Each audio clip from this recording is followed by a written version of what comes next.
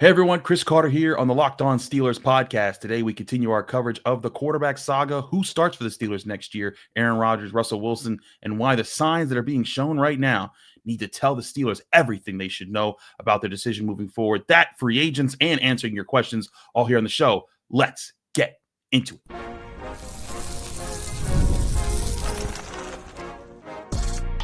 You are Locked On Steelers, your daily Pittsburgh Steelers podcast. Part of the Locked On Podcast Network, your team every day.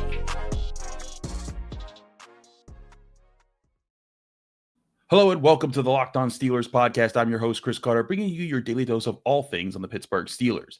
As always, you can find the show in your favorite podcasting apps and on YouTube. Like this video if you enjoy it. Subscribe to this YouTube channel to get all of your daily Monday through Friday episodes, as well as our bonus content. Thank you for making us your first listen every day, because we're your team every day. All right, Steelers fans, let's dig into what's going on now. As you know, the quarterback saga continues. The Steelers still without a quarterback outside of Skylar Thompson's officially signed to the team, and the decision supposedly comes down still to just Aaron Rodgers and Russell Wilson, with Aaron Rodgers being supposedly the preferred choice. And according to Jerry Dulac, my colleague at the Pittsburgh Post-Gazette, the supposedly part of what the hang up here is not Aaron Rodgers holding up anything to do with money. It's just him holding this up because he doesn't know what he wants to choose.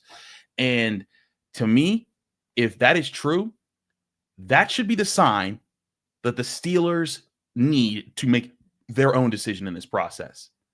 Because as we talked about with Alan Saunders, it might not be a bad thing if this is about money, and if the Giants are willing to overpay Rodgers than the Steelers, and that drives down maybe Russell Wilson's price if the Steelers end up with him, and then they have more money, and then they can use that money for different things. And we'll talk about what they can use that money for still with who's left in free agency. But my thing with this is Aaron Rodgers has shown you time and time again who he is. And I don't care about the politics as much. I mean, we can care about the politics if you want. I'm talking about what he does to a team, with a team, and where he values himself over a team. And when I look at what he did with the Jets last year, go back to the reports to last summer when he was doing his dark retreats and everything. It wasn't that he was doing that and talking about it. It was the fact that he was missing mandatory mini camps on a team that he still had not played for, outside of one play where he injured himself and was out for the entire season, and needed to build chemistry with a young receiver and a young offense, and needed to say, hey, let's get in there and let's be together. Let's be this unit and be the leader that they signed him on to be. He was supposed to be, quote unquote, the adult in the room for the Jets. And they went 5-12, and he burned down everything that they were working towards being. And here the Steelers are ready to offer that guy a contract to be their starting quarterback next year. And while they're waiting and hinging other decisions on it, he is just on a beach deciding, taking his time. And if this is not a sign to the Steelers that this is what this is going to be like, I don't know what is. Meanwhile, Russell Wilson, he posted a thing on Instagram where he was just like, just was a motivational quote of some sort, just being about like blood, sweat, and tears, and gotta go get it. And now all of a sudden, he's on a flight to Cleveland. He's on a flight to the Giants, and he's talking to other teams to see what he can get. Now, this very well could just be Russell Wilson's ploy to try to just get the Steelers to rush a decision. And Russell Wilson's right to do that. But if I'm the Steelers, why would you put up with this with Aaron Rodgers next year? Because this is the kind of stuff that can tear down the very stability, the one thing that you've been able to hang on to for the past several years. And I say this because the Steelers, for all of the things about them not winning playoff games, the one thing no one could reasonably deny was that the stability was always in place. And that's been Mike Tomlin's biggest calling card in the past several years. The locker room was always there. There might be a couple knuckleheads here and there, but by and large, there was a leadership structure in place. There was understanding in place that the team would always get to that point where they would be competitive enough to either be in the playoffs, or if they missed it, they would just miss it because of a technicality here or there. And that's even while not having a quarterback that could be considered one of the best in the NFL at the time. And look, Aaron Rodgers on the field, as we said with Alan Saunders and Nick Farabaugh this week, we've been talking about this all week because this is the story until something happens. Aaron Rodgers on the field, probably not that much different than Russell Wilson at this stage of both of their careers. Career-wise, Aaron Rodgers, career-wise, would be better than Russell Wilson. But like right now, they both give you a few different things. They're both just older, over-the-hill quarterbacks looking for some final years in the NFL. But at least with Russell Wilson, the things that were distractions, or not distractions, but the things that were kind of looked at negatively upon him, that stepped away from the field, were just, hey, sometimes he seems corny, sometimes he seems this. But Russell Wilson understood the deference of the organization. He came in and he didn't try to upheave anything. He didn't try to overspeak Mike Tomlin or Cam Hayward or TJ Watt. I mean, he understood, hey, you know what? I'm gonna stay in my lane. I'm gonna play quarterback. I'm gonna try to lead the offense and be the veteran for a young group of guys. Because again, most of the players on offense last year were on rookie contracts still. And so he understood that. Aaron Rodgers, will he understand that? Will he adhere to, like, when things are going on, will he pay deference to Cam Hayward, TJ Watt, the guys that really run the locker room? I don't know. And this isn't an offense that has the guardrails in place for a guy who comes in and puts himself above the team. Again, I always talk about years ago when you had Antonio Brown and Juju Smith-Schuster, you had Marquise Pouncey, David DeCastro, even Ben Roethlisberger. You had guys that understood that, like, hey, not now. Let's get it together. For all the things that Ben did that were quirky and not cool as far as a teammate, when he said something on his radio show, there were times where he was able to put Antonio Brown in check with some of the things he said. Antonio Brown used to even say, like, I texted Ben and he didn't text me back. It made me feel a certain type of way. I go back to the Bengals game after Juju Smith-Schuster knocked out Vontaze Burfict. He was acting a fool after that. And on certain plays, he was doing things that was going to get him and the Steelers a penalty in a close game that they needed to win for their playoff chances. And at one point, David DeCastro, I remember gripping him up, pulling him to his face and throwing him away. And that's the leadership they had. They could take the guys that weren't thinking about the team and thinking about themselves at the time and say, hey, lock in. We can't have this right now. But who are those leaders on offense right now if Aaron Rodgers comes and does that? And who, in general, has ever done that to Aaron Rodgers? He's Aaron Rodgers. He's a future Hall of Fame quarterback. He's what, a 2-3-time MVP. And that's why he knows he calls the shots. He went into New York and he said, this is my organization. I'm going to call the shots now. Get rid of the coach. Do this. Hire Alan Lazard. Bring all my favorite guys, and we're going to win 5 games. And look, if the Steelers feel that they have the internal structure to do this, and for that to not, for what happened to the Jets to not happen to them, by all means, prove everyone wrong that thinks that you don't have that.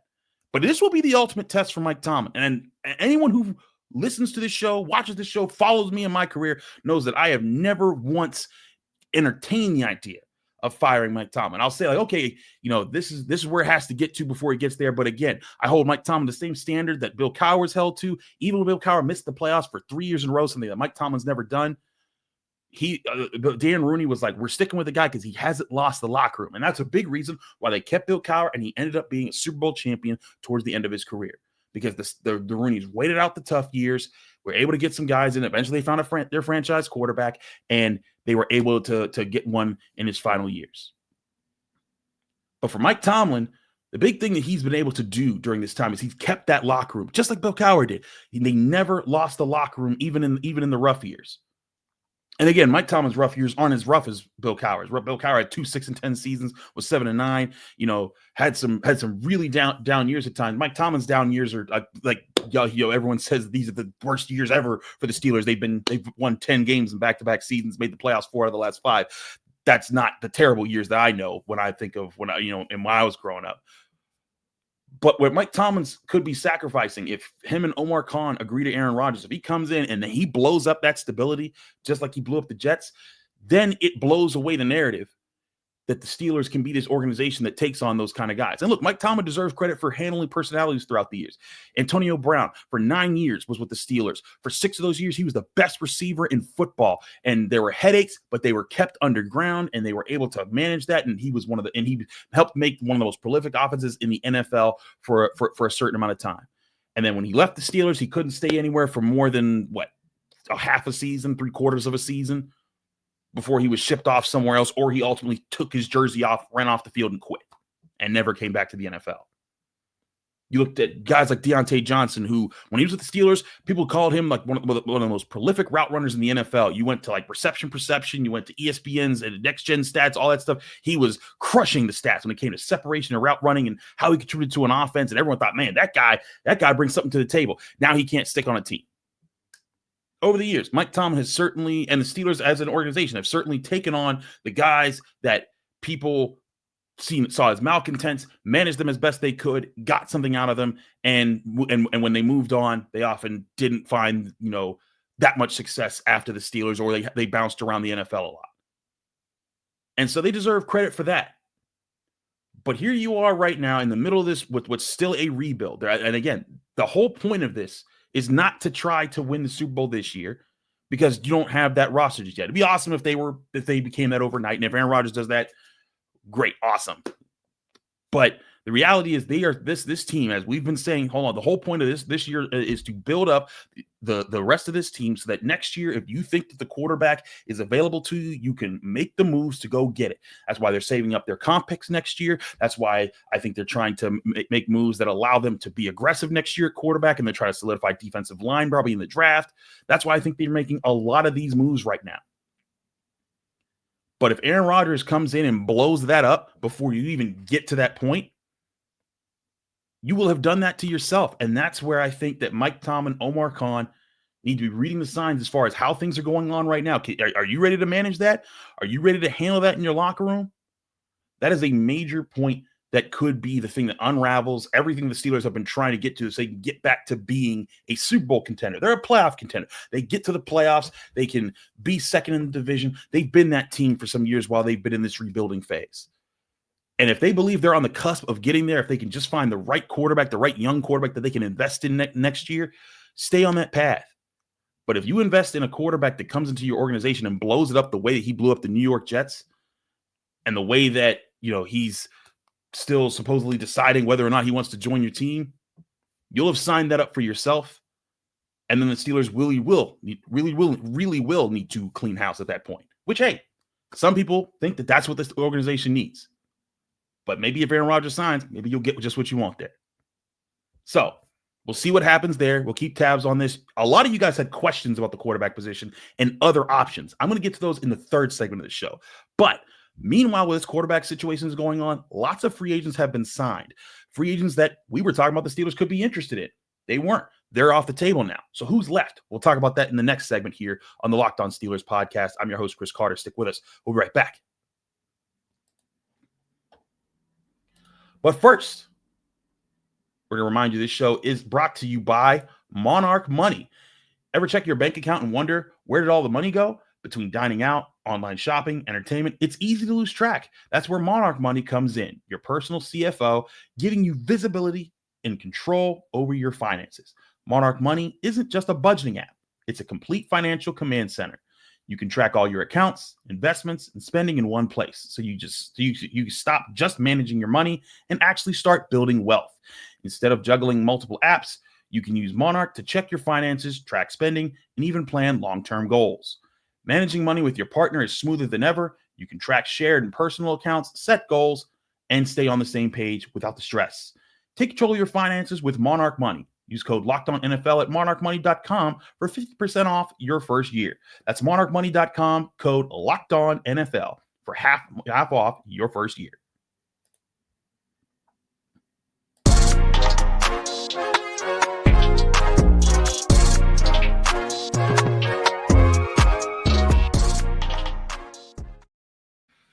Back here in the Locked On Steelers podcast, I'm your host, Chris Carter. We continue our episode today. We're going to take a break from talking about quarterbacks, and we're going to step out and look at other positions here. Now, as we know, the Steelers have added at certain positions so far, DK Metcalf being the biggest addition through the trade. But in free agency, they've signed Darius Slay to a one-year, $10 million deal, as we talked about before. With now that we know that the money of that trade, that's starter money. So they're planning on Darius Slay to be their starter at the outside corner across from Joey Porter Jr., much like how they signed Patrick Peterson to his short-term deal there. So that's a move there. But you look at what the Steelers have done. They've signed Malik Harrison. They've added him to the table there. So the Steelers, and then Kenneth Gainwell, the running back from the Eagles. And so the Steelers have made a lot of moves that won't impact their comp pick situation. We've talked about that, but this is still a team that, if we look at right now, with the money that is currently left over, overthecap.com has now added DK Metcalf's temporary number of $18 million cap hit to the roster right now. They don't have the future details of the deal, so we'll see how that plays out. But with just that impact on the roster, the Steelers now have about $46.3 million in cap space. If the Steelers were to sign their quarterback, and let's just say we'll highball it and say we'll say $25 million a year is what they're signing one of these guys to, even though they should be going for it at the max of 20. That leaves you about $21 million in cap space for signings, which gives you a couple options here to figure some other things out. So let's look over some of the better available free agents right now that the Steelers could look to get if they wanted to make one more splash somewhere. Now, the thing is we talked about defensive line being one of those potential positions they could do that in. Those guys are pretty much gone. When you look at guys like the top interior defensive lineman available right now is Calais Campbell. Look, guy's a legend. He's been around forever. He's 38 years old. Is that the signing that you want to make right now in free agency? I don't know about all that. You could get there's other guys out there. Morgan Fox, Neville Gallimore, Jerry Tillery. There's other guys out there, but they're lower level guys, and those are the level of kind of replacement defensive linemen that you kind of been pushing off the team anyways. And so that further shows to me that unless they make some sort of trade and there's some sort of change in the balance of things, they're going first round defensive tackle in this draft class. And again, it's a good draft class to do that. But to me, that kind of shows that's not the priority here. So what are the other positions that the Steelers could be looking at? Well, when I look at positions that are available as far as talent-wise in this free agency pool, they're still there that would kind of make sense. It's cornerback and wide receiver. And when you look at the wide receivers available, the top guys that you're looking at there are some of the guys that, you know very well: Amari Cooper, Cooper Kupp, Stephon Diggs, and, Keenan Allen. And so there's been a lot of questions that people have been asking, saying as far as, hey, what if you just get a Cooper Kupp or a Keenan Allen is just an over-the-middle field guy that I can just get open in there? And look, that would make sense. And if you could get those guys to sign to a reasonable deal that doesn't break the bank, and so that you can still have, about $10 million in cap space left after you factor in, whatever you pay your quarterback, that would make sense. I would get that. But this is where you are right now, where that's probably your best option, because the other guys that you'd look at there is you look at cornerbacks, and some of the top cornerbacks: RFasul Douglas, Asante Samuel Jr., Kendall Fuller, Mike Hilton, those types of guys. Now, Asante Samuel Jr., we've talked about for a little bit here because he's a guy that can play inside and outside, and maybe you can sign him and initially say, hey, you're the slot cornerback while Darius Slay's on the outside, and if you play well, maybe you move to the outside in future years. But again, you're putting yourself in a position where you're going to need to figure that out. And the other question is, how will this impact your comp picks? And I think that's the other factor that's weighing in on Omar Khan's decisions as far as who to bring in, when to bring in, and how to bring them in, because the Steelers right now, as it stands, are standing to probably get about 4 or 5 comp picks next year. Some of them probably 3rd and 4th round comp picks, which don't come that often to the Steelers.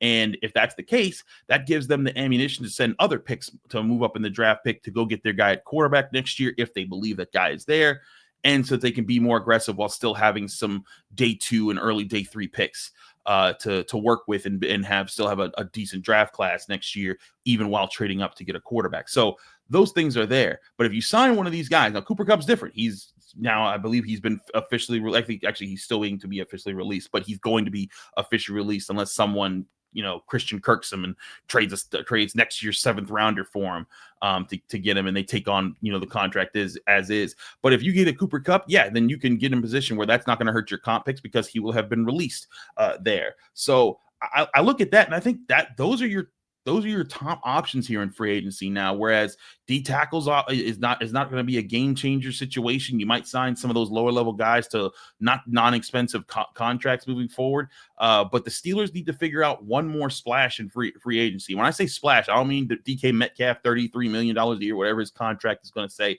I mean, just simply getting another guy that you know is going to contribute right away to this team as a starter somewhere on this roster. Now there's offensive linemen that factor into this as well. The Steelers could go and try to get a guard if they feel like they don't know what they're going to do with Isaac Seumalo. He didn't have the best year last year. We talked about him. We gave him grades throughout the season. Guards that are available right now, Mekhi Becton, a big one because he's coming off his time with the Eagles. He looks like he's been reformed a little bit and become a better player. Tevin Jenkins, a big name guard out there. There's some older guys out there like Brandon Scherf, but I feel like, you already got an older guard in Isaac Seumalo. Getting that would kind of double down on that. There's like Will Hernandez is another guard out there if you really wanted to go after it. So there's options there, or you could try to get like, a lower level swing tackle like a Fred Johnson or someone out there that can, a Joe Noteboom, just someone out there that can play tackle, be a backup for you, because now the luxury that you wanted to have going into last year of Dan Moore, Dan Moore, Troy Fautanu, and Broderick Jones was that you at least had a sense that like, hey, if Troy Fautanu doesn't work out, he can be your top backup, or if he does work out and Broderick Jones is playing well, then Dan Moore's your top backup with 4 years of experience. Now the Steelers need to go find that guy, and I don't think that the Steelers will find that guy necessarily in the draft unless they draft him always in the third or fourth round there of this draft class. And look, there's some guys that could fit that bill and some guys that could end up being there, but you might just want a veteran to be that option while you have two young guys there in case you get hurt. You see guys get hurt. Again, Troy Fautanu missed this entire season with an injury, and Broderick Jones played most of this season with an injury. So they need to be prepared for that situation. But to me, if you're looking at free agency right now, it does kind of come down to what's the last big addition that you want to make to this team before you start just signing your low level veteran deals that are like, hey, getting this guy for 1 year $2 million, 1 year $3 million, 2 years $3 million, those types of guys. They can make one more splash, I believe, as long as the contract for the quarterback isn't insane, like Mike Florio's report that Aaron Rodgers is going for $45 million a year. That's absolutely not. No, you don't have that. And according to Jerry Dulac, it's not about money, so maybe the Steelers aren't doing that, and maybe that's not really what Aaron Rodgers wants.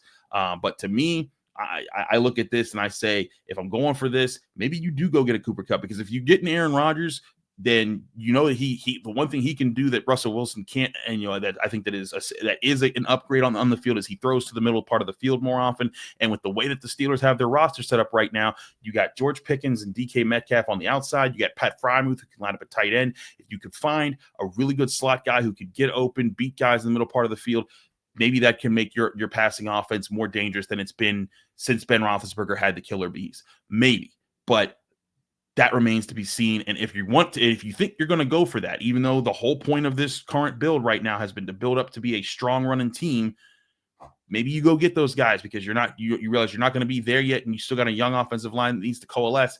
Maybe that's what you find a way to make it temporarily while you're in there. But again, it just seems like a deviation from what the Steelers have been doing to try to get to the point where they can draft a young quarterback next year and bring him into this offense that doesn't put a whole lot on them to succeed, because they can run the ball, because they can run play action, because the defense is still playing at a high level. That's where I just don't know about these free agent signings. If you could get it, if I had my choice personally, I'd either go after a Cooper Kupp type of player that you could line up in the slot, or I'd go after an Asante Samuel, a cornerback that you can line up in the slot, move around in your secondary a little bit, and give you an extra option on the field so that you have those corners that you can consistently rely upon to play tighter coverage, to be more aggressive, and then you can play a little bit more man coverage than you did last year instead of cover 3, because you trust those guys in that. And then again, if the man coverage is back to playing at a solid level, and you're limiting the quarterbacks who can do the 2-step drop and just quick fire, and get like 5 or 6 yards every time, or get those easy releases, then you start putting them in a situation where they got to hold on to the ball more. Then TJ Watt and Alex Highsmith and Cam Hayward and Keanu Benton, and you're probably hoping, a good interior rookie that you signed, that you draft in the first round, maybe that crew can get after it. And then also maybe then Minkah Fitzpatrick has a better chance to be back to being the ball hawking Minkah Fitzpatrick, because when they were able to have stickier cornerback coverage, that's when he was getting his all-pro numbers, because teams were so flustered by the guys like Joe Hayden and Steven Nelson and Mike Hilton that they had to throw it in the tighter windows, and that forced the issue, and Minkah Fitzpatrick would often be there. So there are options out there, but to me, They've now whittled down to wide receiver and corner, and that wasn't what the Steelers were going for here. And as Alan Saunders put, I'm not so sure that the Steelers were doing this. The Steelers did this just because of the quarterback situation. But for whatever the reason is, they got to figure it out, and they still have to find another answer or a few answers in free agency to fill in the rest of this roster. And again, that still doesn't even address quarterback. But a lot of you all have been calling in with questions because it's free agency. We have a lot to touch on. We haven't been able to touch on it. We're going to do it next here on the Locked On Steelers podcast. I got several questions, and these are all questions relating to other options at quarterback because that's what everyone wants to know. Chris, not excited about Russell Wilson, not excited about Aaron Rodgers. What else can the Steelers get? We'll take all those questions. We'll take a lot of those questions next year on the Locked On Steelers podcast. I'm your host, Chris Carter. Stick with us. We'll be right back. But first, I want to remind you this show is brought to you by FanDuel Sportsbook, the #1 sportsbook in America. March Madness is here, and FanDuel is giving you the chance to get in on the action like never before. Right now, new customers can get $200 in bonus bets when your first bet of $5 or more wins. That's $200 extra bucks to use on everything from buzzer beaters to Cinderella stories, even who's cutting down the nets. With tournament games happening almost every day, there's always something exciting to bet on. The FanDuel app is simple to use, and when you win, you get paid instantly. No waiting around.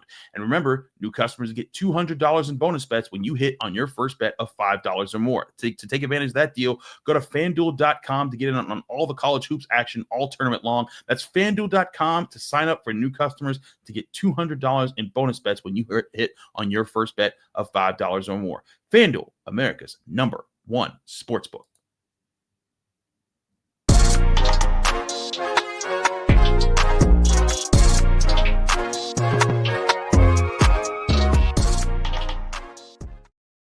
We're back here in the Locked On Steelers podcast. I'm your host, Chris Carter. We continue our show here, and we're going to get to your questions here. As always, you can call in to get a question on the show. You can call 412-223-6644. When you call, it's just a voicemail. Just leave your name, where you're from, keep your question under a minute, and we'll try to get your questions on the show so I can answer them and get your if you got thoughts out there, we can answer some of them right out. So a lot of you all have been calling with questions about what to do at quarterback. So let's start with the draft questions because there's a lot of y'all that got some opinions on the quarterback situation. We go to Hunter on Kalispell, Montana. I think this might be like our second or third ever Montana caller in, but hey, Steeler Nation stretches far and wide. Hunter, what's your question?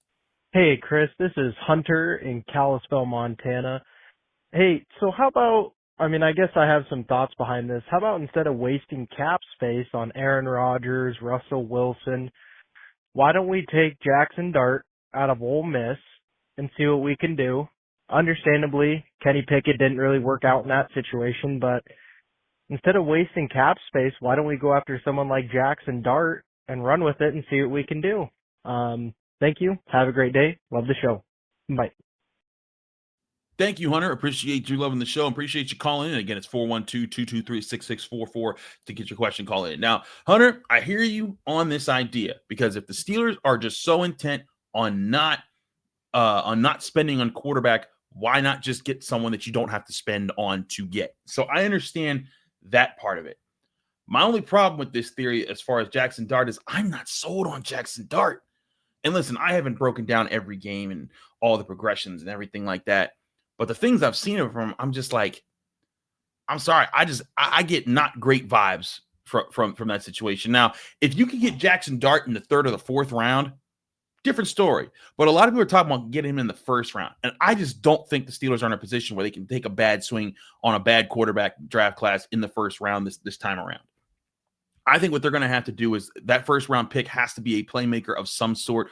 I still think D tackle is a great spot for it. I was talking with Alan Saunders about this the other day off camera where we weren't on the show, but like I love the idea of trading back right now in the 1st round, because especially if like Kenneth Grant and like, some of your top options are gone right away and you think, oh, maybe Derek Harmon will be there if you trade back 5 or 6 spots, and then maybe you can get an extra pick that lets you help later get back up into the 2nd round or something like that so that you can get back the 2nd round pick that you traded away to get DK Metcalf. I could see something like that. But you still want to get a guy who's going to be a pillar piece moving forward. And I'm sorry, I just don't think there's a quarterback out there that's like that right now to get that guy. So, and Jaxson Dart supposedly is supposed to be a 1st round pick type of player that people, if the Steelers are going to get him, they're going to have to get him there. And I just think the Steelers, like you brought up Kenny Pickett.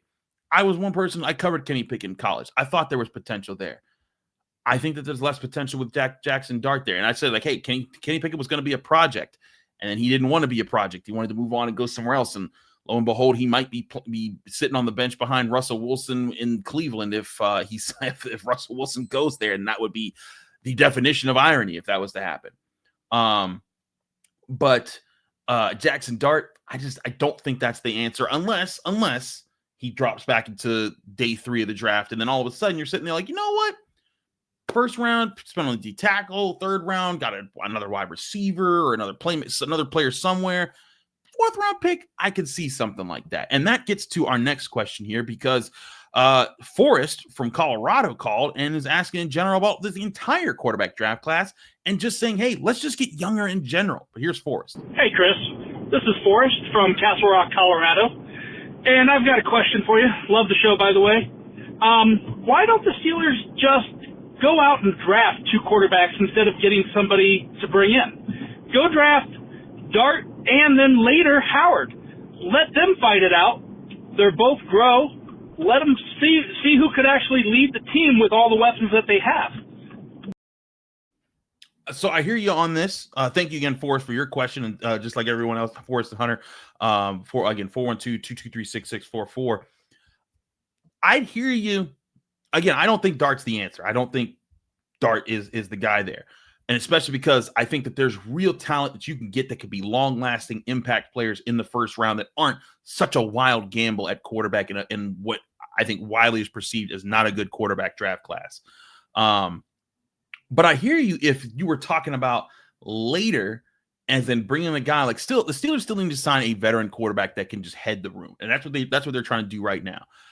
But I'd be behind drafting 2 guys later in the draft and say, hey, you know what? These are 2 young guys that are going to come in and they can compete in the backup spots and you can have something going on there. Excuse me. Because personally, I'm all for Will Howard in the 4th round or the 5th round or something like that. I think I'm not on, I like Tyler Shough as a late day 3 pick. Or you get him in again, 4th, 5th, 6th round, 7th round, something around that range, and then look to develop him long term and say, hey, can you get a Mason Rudolph out of that crew?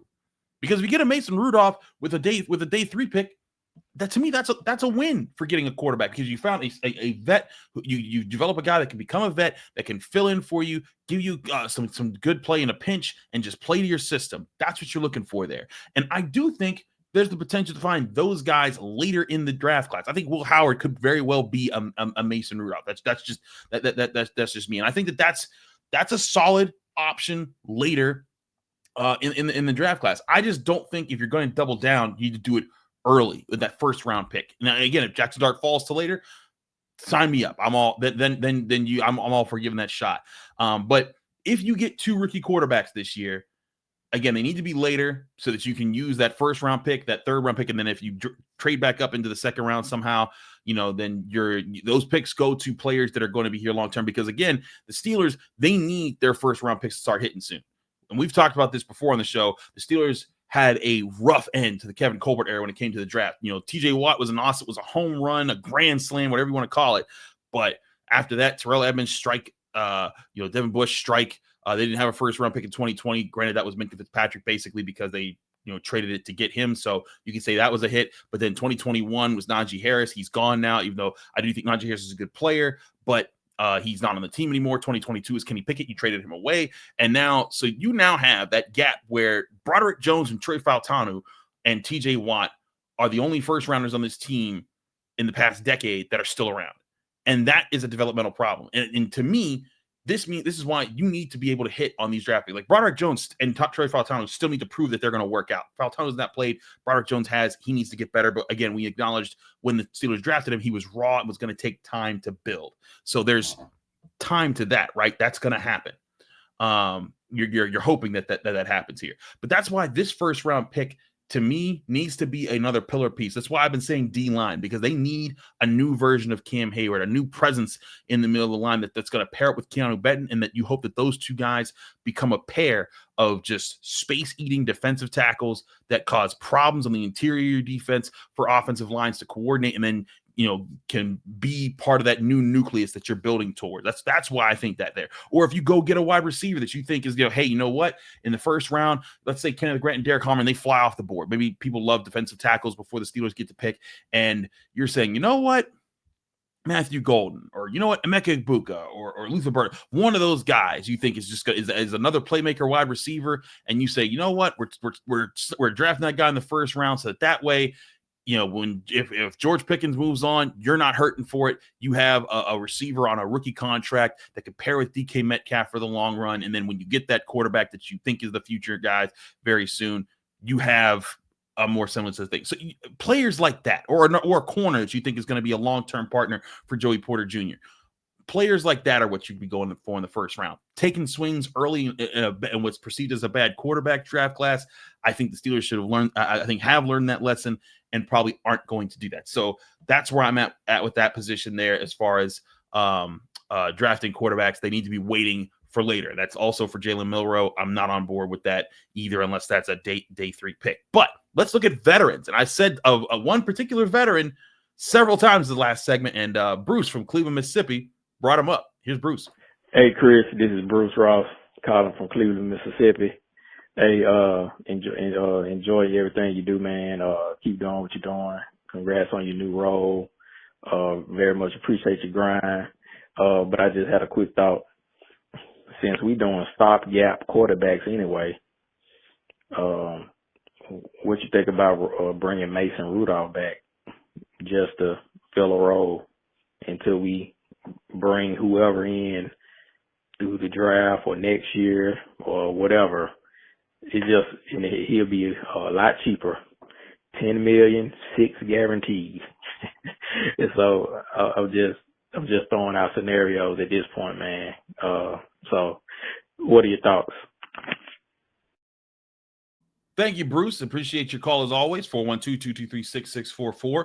I wouldn't be against Mason Rudolph on a cheap return deal, because when he was with the Steelers, he wasn't bad. His first season, he threw 13 touchdowns and 9 interceptions.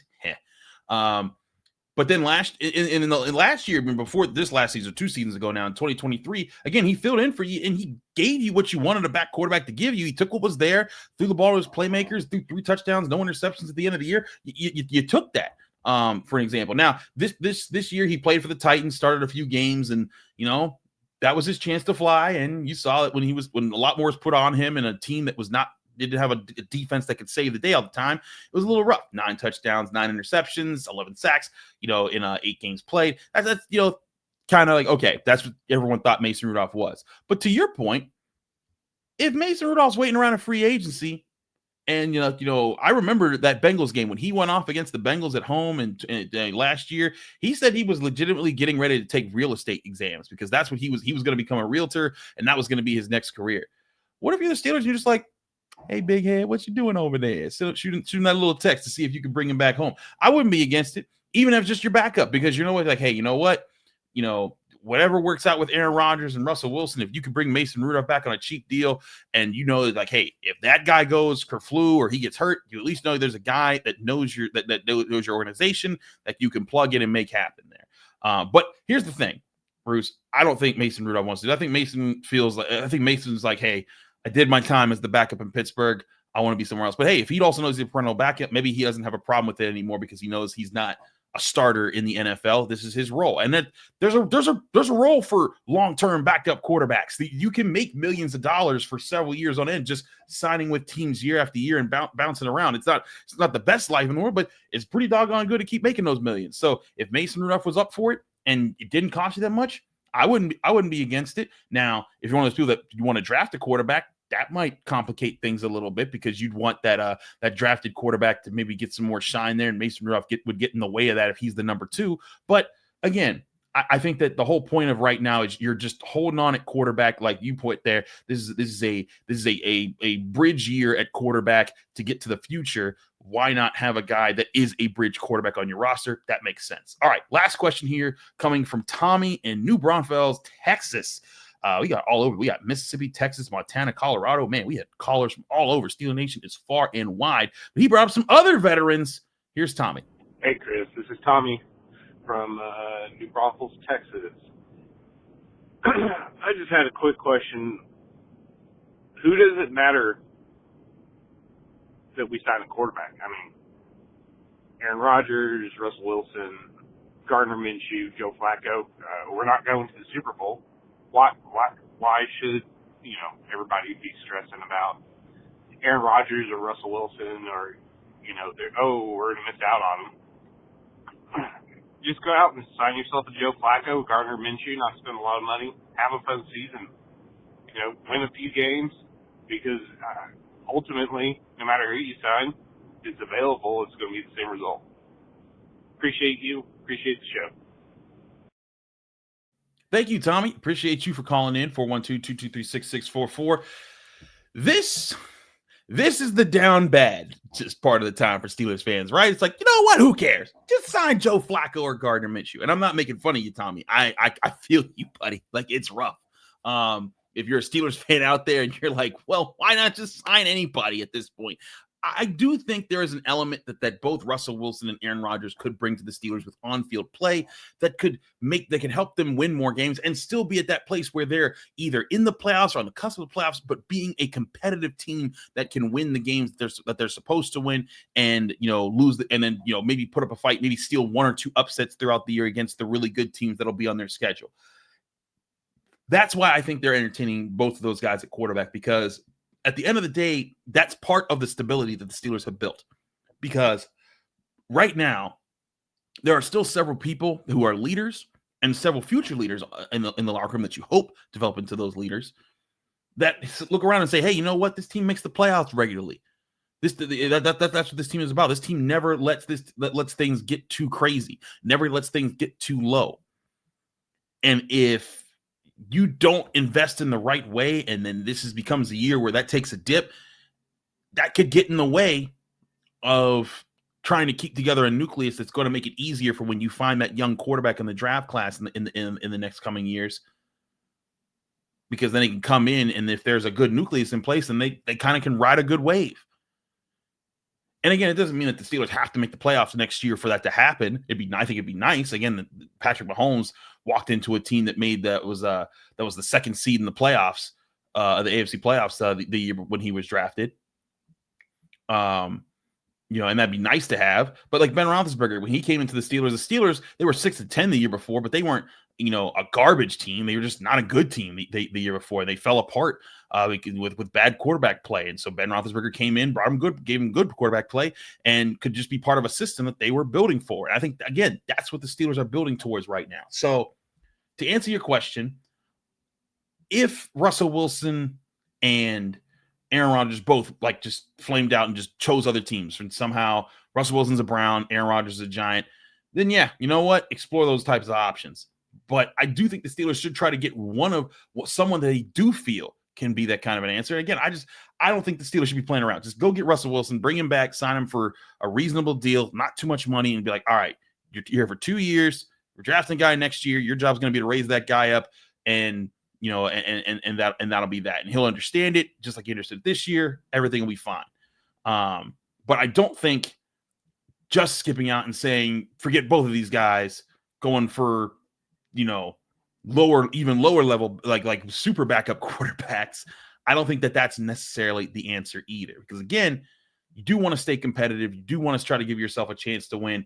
And look, this is a guy who I spent this whole first segment of this show saying, I just don't understand. I don't understand how you're not reading the signs of Aaron Rodgers. But at least Aaron Rodgers does give you the on-field capabilities to throw the ball around and give you something. I've seen Joe Flacco, and I've seen him. We saw him this past year. He gives you a chance in spurts at times. He's done it for the Colts, and he's done it for the Browns in recent seasons. But that Cinderella carriage turns back into a pumpkin rather quickly with him. And so I don't think I think that, again, you want to be competitive, and that's why they're still trying to sign one of these two of the better veteran quarterbacks that are still available in free agency.